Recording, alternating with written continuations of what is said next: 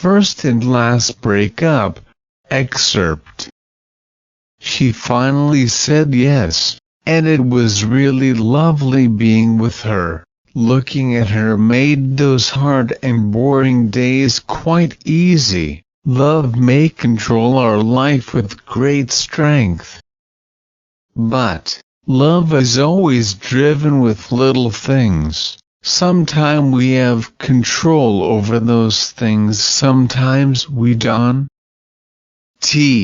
That's what make love so unpredictable and complicated. For me, love is something I can never put into words. I can give examples of love, it's everywhere.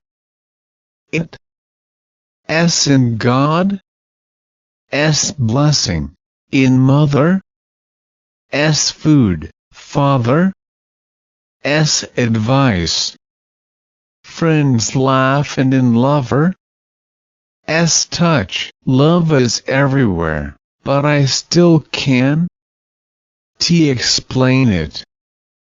Can I? Well, this little story is not about love, but the uncertain and complicated middle part of and beginning of love. Love can be quite stupid sometime and so simple.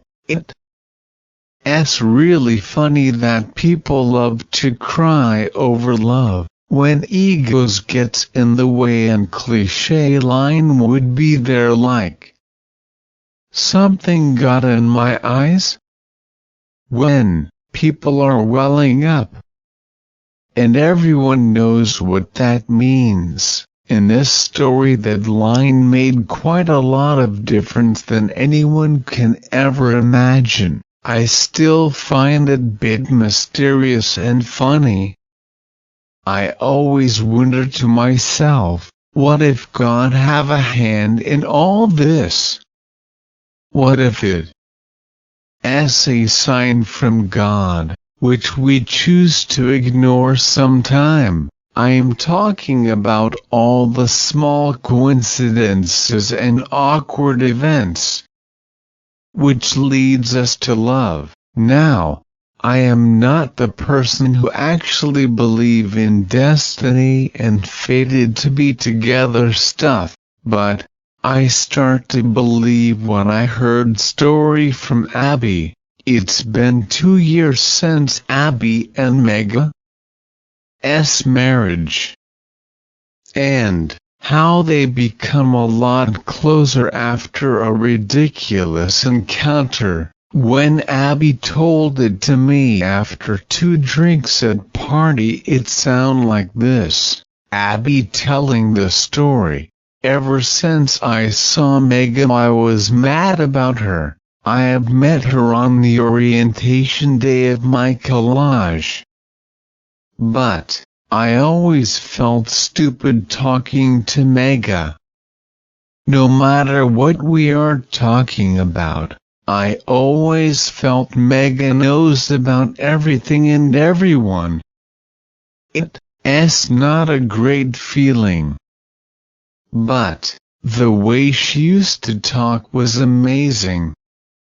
Her eyes shining with confidence when she is on about her favorite history lecture. She was smart and beautiful. Sometime I don't believe on my own luck. How could I be so lucky that she said yes to become my girlfriend and then my wife? On the orientation of the collage we sat together. She wore a red t-shirt and blue jeans. She looked so beautiful.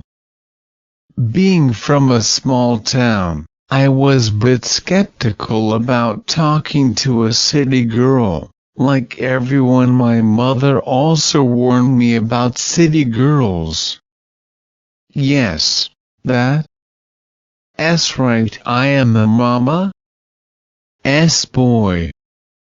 Apparently all the Indian boys are. Well, that's not the point. We were sitting together. I was so nervous sitting with that hot girl. I was even afraid to look directly at her. She noticed my nervousness and said hello with a beautiful smile. Her sweet voice just strung guitars in my ears. Feeling of being in love is a wonderful thing.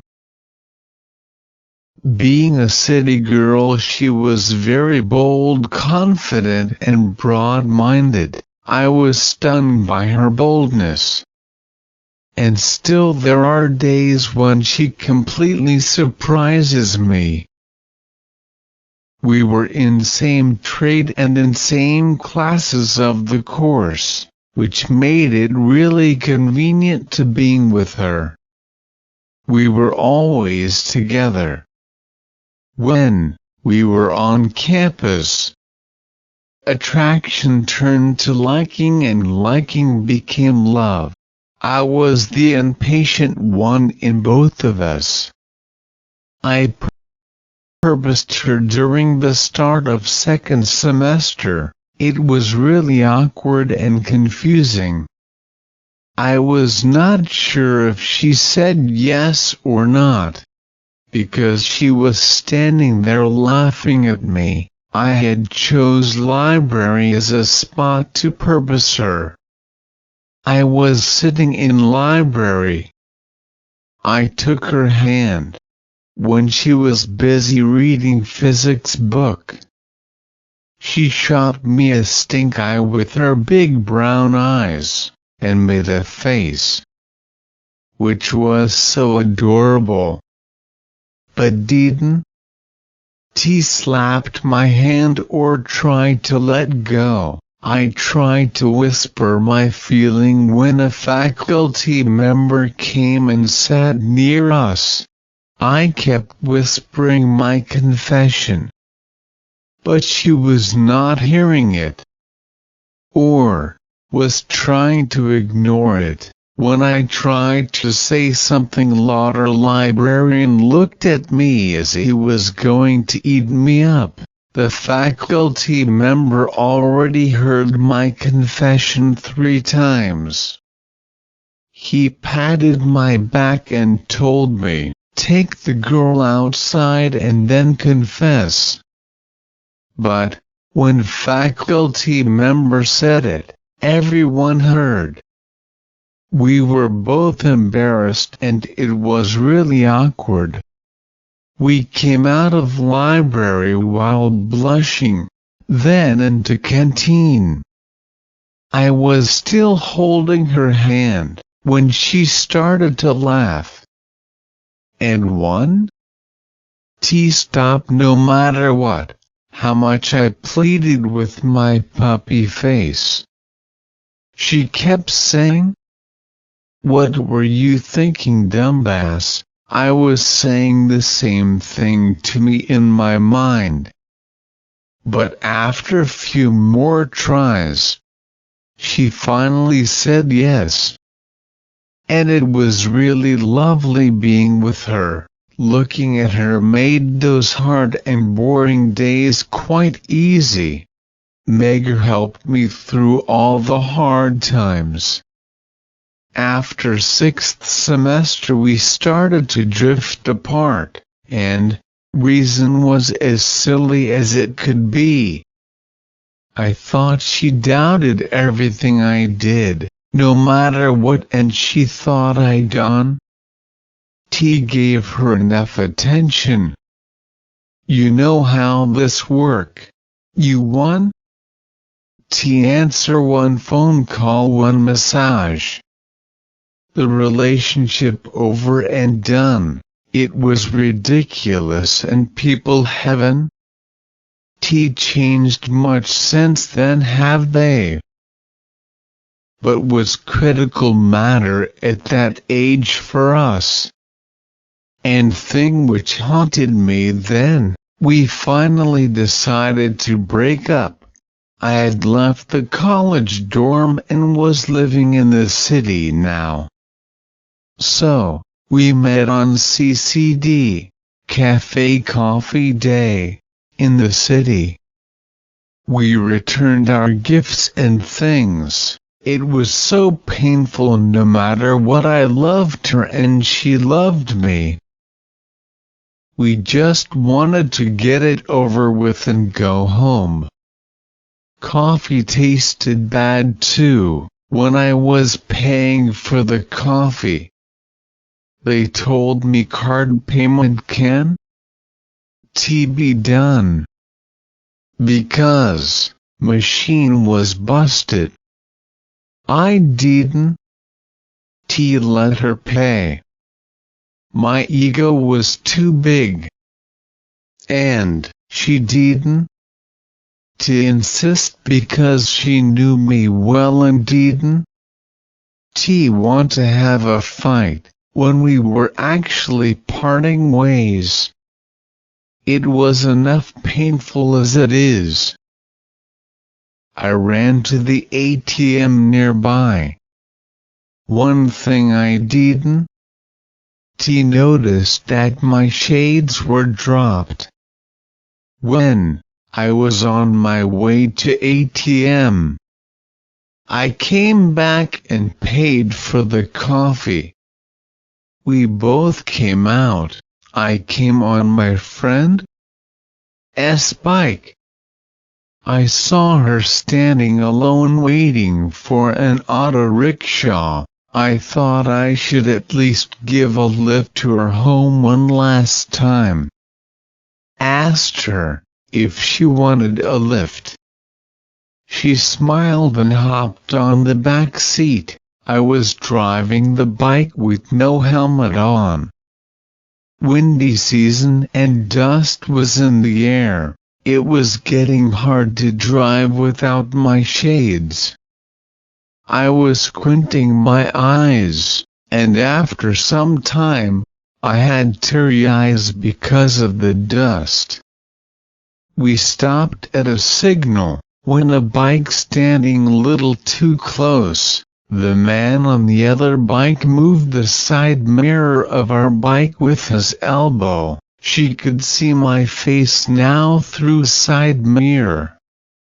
When she saw my teary eyes, she started to think that I was crying because we were breaking up.